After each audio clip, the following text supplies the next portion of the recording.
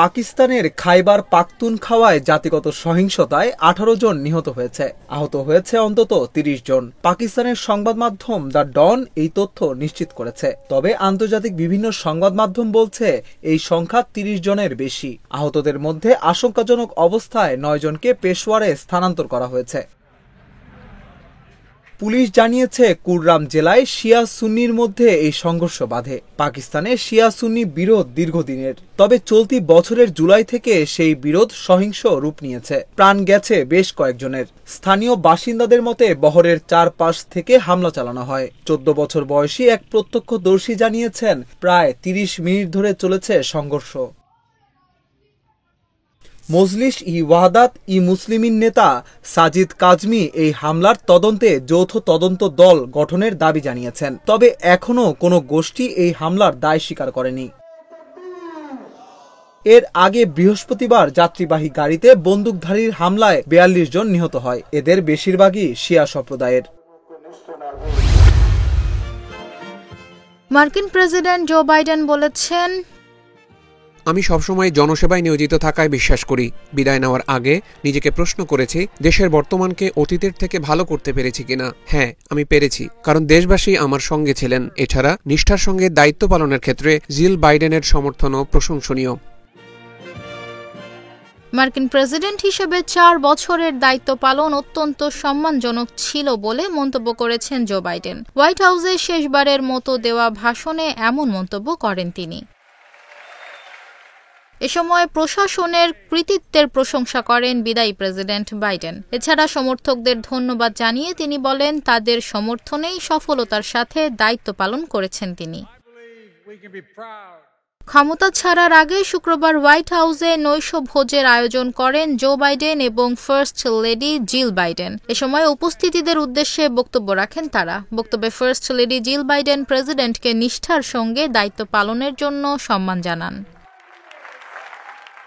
এছাড়া গত 4 বছর বাইডেনের জন্য শ্বাসরুদ্ধকর একটি সময় ছিল বলেও মন্তব্য করেন জিল বাইডেন। আগামী বছরের 20 জানুয়ারি নবনির্বাচিত প্রেসিডেন্ট ডোনাল্ড ট্রাম্পের কাছে ক্ষমতা হস্তান্তর করবেন জো বাইডেন। ধনী দেশের তেল কয়লা আমদানি করেই পণ্য উৎপাদন করছে উন্নয়নশীল দেশ। এতে বিপুল কার্বন নিঃসরণে বদলে যাচ্ছে বৈশ্বিক জলবায়ু, ঘটছে ব্যাপক পরিবেশ দূষণ। তাই সীমা টানতে জীবাশ্ম জ্বালানির রপ্তানি বন্ধের দাবি পরিবেশ কর্মীদের। পাশাপাশি দিচ্ছেন নবায়নযোগ্য জ্বালানি খাতে আন্তর্জাতিক জলবায়ু অর্থায়ন বাড়ানোর তাগিদ। মিশর ও উত্তর আফ্রিকার সিমেন্ট কারখানা চলে আমদানি করা কয়লায়। এতে বিপুল কার্বন নিঃসরণে বিপর্যস্ত হয় চারপাশ। কারখানাগুলোর দাবি, নির্গমন আইন মেনেই কাজ করছে তারা। তবে এতে নানা স্বাস্থ্য সমস্যায় ভুগছেন স্থানীয়রা। সাম্প্রতিক রপ্তানি তথ্য বলছে মিশর ছাড়াও উত্তর আফ্রিকার দেশগুলোতে কয়লা পাঠাচ্ছে যুক্তরাষ্ট্র। পরিস্থিতি বিবেচনায় এবারের জলবায়ু সম্মেলনে কার্বন দূষণ রোধে জীবাশ্ম জ্বালানির রপ্তানি বন্ধে জোর দিচ্ছেন পরিবেশকর্মীরা।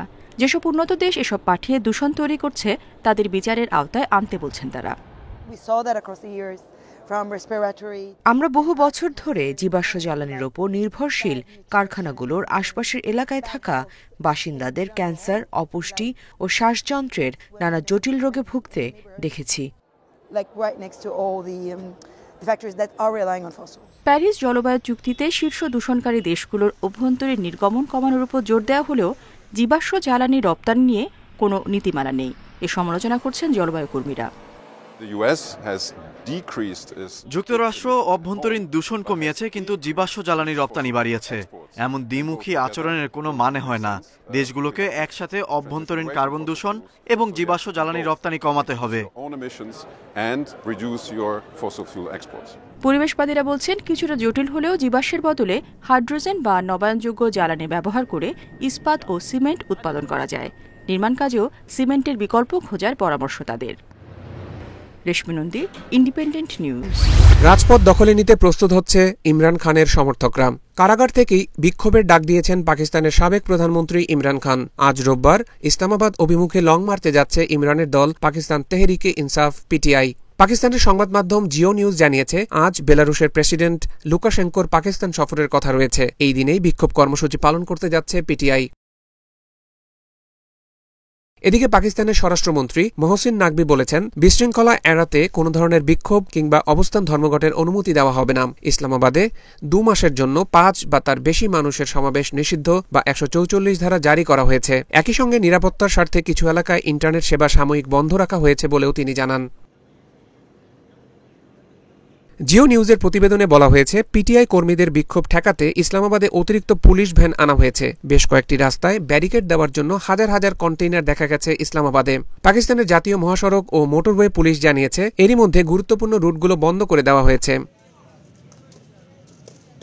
গত 13ই নভেম্বর পাকিস্তানের কারাগার থেকে চূড়ান্ত আন্দোলনের ডাক দেন সাবেক প্রধানমন্ত্রী ইমরান খান। এ সময় দাবি আদায় না হওয়া পর্যন্ত আন্দোলন চলবে বলেও তিনি জানান। বিচার বিভাগের স্বাধীনতা ক্ষুণ্ণ সংক্রান্ত সংবিধানের 26তম সংশোধনী প্রত্যাহার এবং বিনা বিচারে গ্রেপ্তারকৃতদের মুক্তির দাবি জানায় পিটিআই। গতকাল ইমরান খানের স্ত্রী বুশরা বিবি বলেন, ইমরান খানকে কারাগার থেকে মুক্তি দেওয়া হলে এবং তিনি জনগণকে নির্দেশনা দিলে তবেই বিক্ষোভের তারিখ পরিবর্তন করা যেতে পারে। এদিকে পিটিআইয়ের সমাবেশের আগে জঙ্গি হামলা নিয়ে আশঙ্কা প্রকাশ করেছে দেশটির ন্যাশনাল কাউন্টার টেরোরিজম অথরিটি। এদিন দেশের বড় বড় শহরে নিষিদ্ধ ঘোষিত তেহরিক-এ-তালেবান পাকিস্তান টিটিপি সন্ত্রাসী গোষ্ঠীর সম্ভাব্য হামলার বিষয়ে সতর্ক করা হয়েছে সংস্থাটির পক্ষ থেকে। 1 বছরেরও বেশি সময় ধরে কারাগারে রয়েছেন ইমরান খান। তার বিরুদ্ধে 150টিরও বেশি ফৌজদারি মামলা রয়েছে। পিটিআইয়ের দাবি, মামলাগুলো রাজনৈতিক উদ্দেশ্য প্রণোদিত। সৌদি আরবে আবাসন, শ্রম ও সীমান্ত সুরক্ষা আইন লঙ্ঘনের দায়ে 19,696 জন প্রবাসীকে গ্রেপ্তার করা হয়েছে। 14 নভেম্বর থেকে 20 নভেম্বরের মধ্যে অভিযান চালিয়ে তাদের গ্রেপ্তার করা হয়, বলছে সৌদি প্রেস এজেন্সি। সরকারি হিসেবে 11,300 জনের বিরুদ্ধে রয়েছে আবাসিক আইন লঙ্ঘনের অভিযোগ। অবৈধভাবে সীমান্ত পারাপারের চেষ্টার দায়ে গ্রেপ্তার 5,100 জনের বেশি। তাদের 65% ইথিওপিয়া, 32% ইয়েমেন ও বাকি 3% অন্যান্য দেশের নাগরিক। শ্রম আইনের অধীনে আরও 3,100 জনের বেশি প্রবাসীকে গ্রেপ্তার করা হয়েছে। মোট 22,654 জন বর্তমানে বিচারের প্রক্রিয়াধীন। তাদের মধ্যে 3,007 জন নারী। পরিবহন ও আশ্রয় প্রদান সহ অবৈধভাবে প্রবেশে সহায়তা দেয় 15 বছর জেল ও 10 লাখ রিয়াল পর্যন্ত জরিমানা হতে পারে। বাজেয়াপ্ত হতে পারে যানবাহন ও সম্পত্তি। শ্রীলঙ্কাকে $290 কোটি সহায়তা প্যাকেজের 3য় পর্যালোচনা অনুমোদন করেছে আন্তর্জাতিক মুদ্রা তহবিল IMF। তবে দক্ষিণ এশিয়ার দেশটির অর্থনীতি এখনও ঝুঁকির মুখে রয়েছে বলে সতর্ক করেছে সংস্থাটি। এক বিবৃতিতে IMF জানায়, এই অনুমোদনের মাধ্যমে শ্রীলঙ্কাকে আরও $33 কোটি 30 লাখ ছাড় করা হবে। ফলে এখন পর্যন্ত $130 কোটি ছাড় হতে যাচ্ছে। শ্রীলঙ্কার অর্থনীতিতে পুনরুদ্ধারের লক্ষণ দেখা যাচ্ছে, তবে ঋণ পুনর্গঠনের ক্ষেত্রে আরও পদক্ষেপ প্রয়োজন। IMF জানিয়েছে, $1,250 কোটি বন্ড হোল্ডার ঋণ এবং জাপান, চীন ও ভারতের মধ্যে দ্বিপাক্ষিক ঋণদাতাদের সঙ্গে $1,000 কোটি ঋণ পুনর্গঠন হলেই কেবল প্রকল্পটি এগিয়ে যাবে।